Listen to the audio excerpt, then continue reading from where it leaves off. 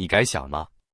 在号称世界第一制造业大国的中国，工厂轰鸣的声音背后，其实是一片利润流血的惨烈景象。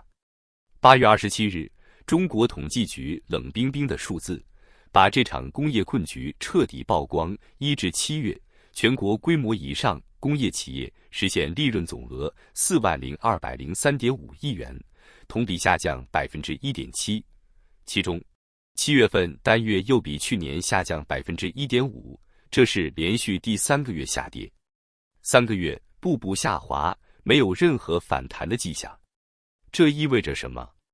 意味着无数工厂老板在咬牙撑着，意味着流水线上无数工人的加班换不来工资上涨，意味着制造业大国的金字招牌正在生锈。你可能觉得下降1.5%、1.7%没什么大不了，可千万别被数字迷惑。先看趋势，5月利润同比下降9.1%， 6月下降4.3%， 7月再降1.5%。表面上看跌幅在收窄，但这并不是反弹，而是深坑里的无力挣扎。企业利润在连续缩水，说明工业企业的钱袋子越来越瘪，现金流紧张，债务压力越来越大。再看结构，国有企业利润12823.4亿元，同比下降7.5%，股份制企业29742.5亿元，下降2.8%。唯独外资和私企还在苦苦支撑，增长1.8%。这意味着什么？意味着撑起中国就业的私营企业还在强撑，而庞大的国企正在拖累全局。更扎心的是，过去中国一直把工业利润作为经济健康的风向标，可现在就连官方修饰过的数据都惨不忍睹，那真实情况恐怕只会更糟。别忘了，工业利润只是冰山一角。7月，中国经济几乎是全线崩塌，消费冷了。7月零售销售同比仅增长3.7%，创下今年以来最低，比市场预期的4.6%还要差。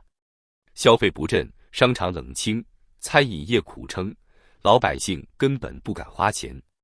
生产弱了，7月工业增加值同比增长5.7%，同样是去年11月以来最低，远低于6月的6.8%。这说明工厂虽然开着机器，但产出效益越来越差。投资凉了，1至7月固定资产投资同比增长1.6%，远低于市场预期的2.7%。房地产投资更是惨烈，同比下滑12%。更触目惊心的是，高盛估算，仅7月固定资产投资就同比下降5.2%，创下2020年疫情以来最大降幅。这就像一记耳光，扇在投资拉动经济的神话上。换句话说，消费不振、生产乏力、投资下降，中国经济的3驾马车全都趴窝了。要知道，中国制造业占全球制造业份额30%，被吹捧为世界工厂。可讽刺的是，这个工厂的利润却在不断萎缩。数据显示，制造业利润在工业总利润中的占比，从2014年的83.03%跌到2024年的74.20%，10年间丢掉了将近9个百分点。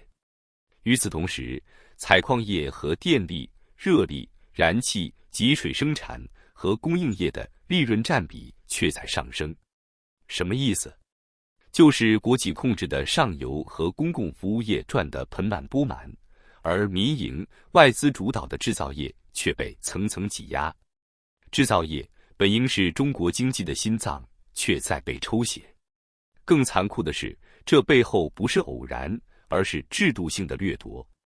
制造业被迫承担沉重的税负、融资难、汇率风险，还要面对欧美国家的关税壁垒和产业链转移。利润空间被一点点蚕食，企业家们即使拼了命扩产、拼价格，也换不来生存的安全感。更令人唏嘘的是，中国在制造业上的投资简直是饮鸩止渴。2013年以来，第二产业固定资产投资增速从 19.2% 一路掉到2025年的 1.6%， 几乎崩塌。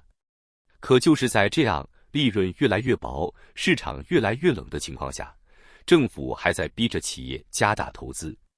官方的逻辑很简单，投资才能拉动 GDP， 制造业比重必须稳定，才能撑住国际地位。于是，哪怕利润持续负增长，也要硬着头皮投。结果呢？钱砸下去，效益越来越差，工业利润连续3年负增长。中国的工业正在被政治目的绑架，它不是为了市场需求，不是为了消费者，而是为了一个虚幻的国际话语权。这就是为什么，哪怕中国在全球制造业占比达到 30%， 却没有带来更高的利润，反而是更深的负担。数据会骗人，但工厂不会。在珠三角，很多出口型企业接不到订单，被迫裁员；在长三角，大量小工厂只能靠降价甩单维持现金流；在东北，老工业基地连年亏损，厂房空置，工人转岗送外卖。数字上的 1.5%、1.7% 下降，看似微小，却对应着成千上万家企业的生死。每一分利润的流失，都意味着有人失业，有人破产，有人跳楼。这就是今天的中国工业，表面上机器轰鸣，背地里却是冷冷清清的账本和无声的哭喊。如果说国有企业的亏损是制度性的腐烂，那么私营企业的利润下滑，就是整个中国经济彻底走向衰败的信号。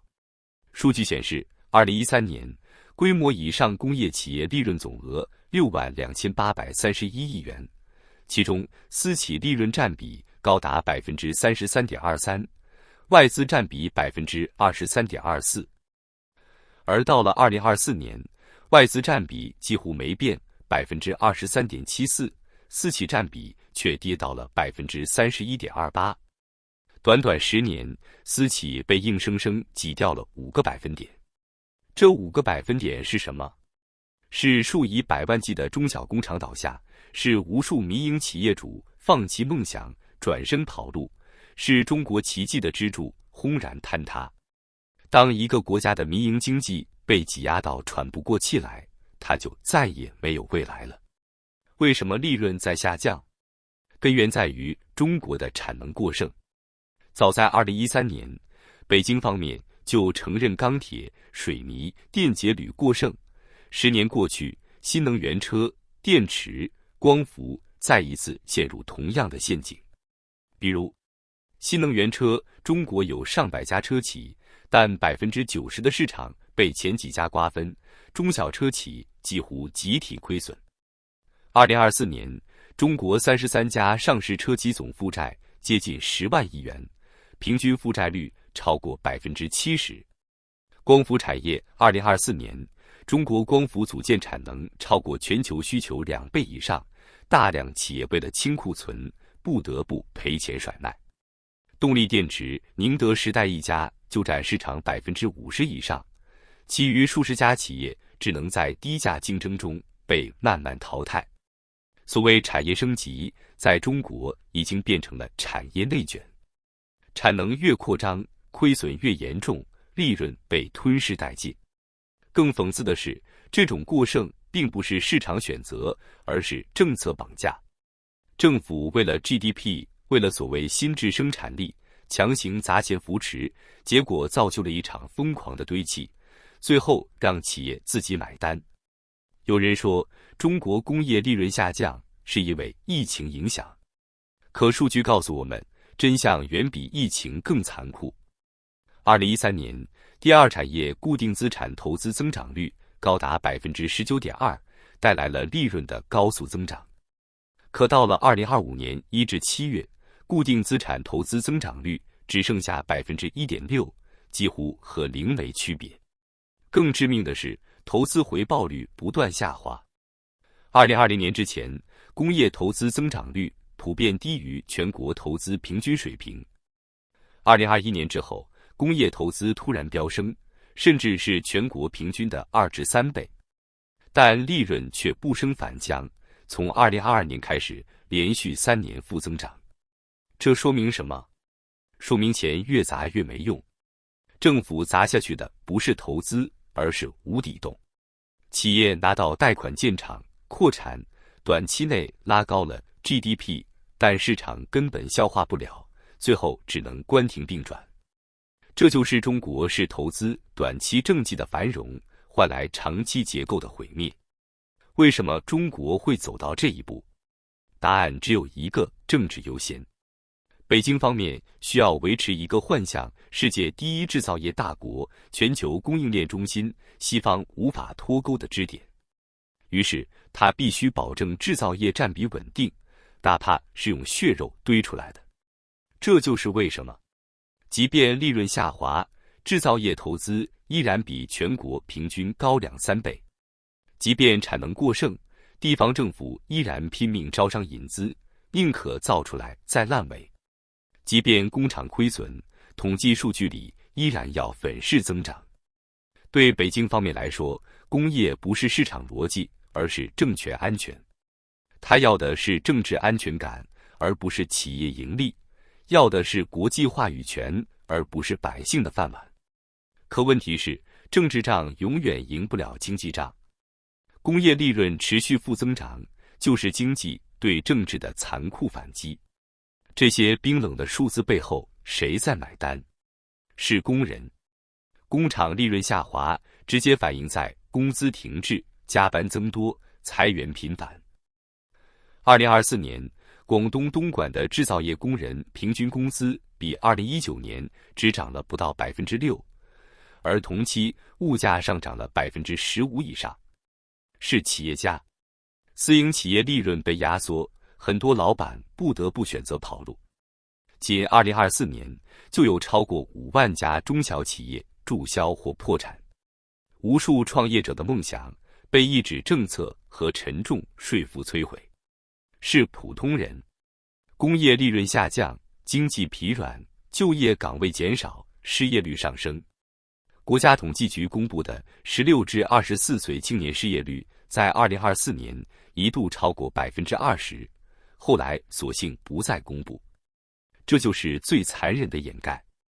有人还在自豪中国制造业占全球30%，可是这背后不是效率，而是低效投资加低价倾销。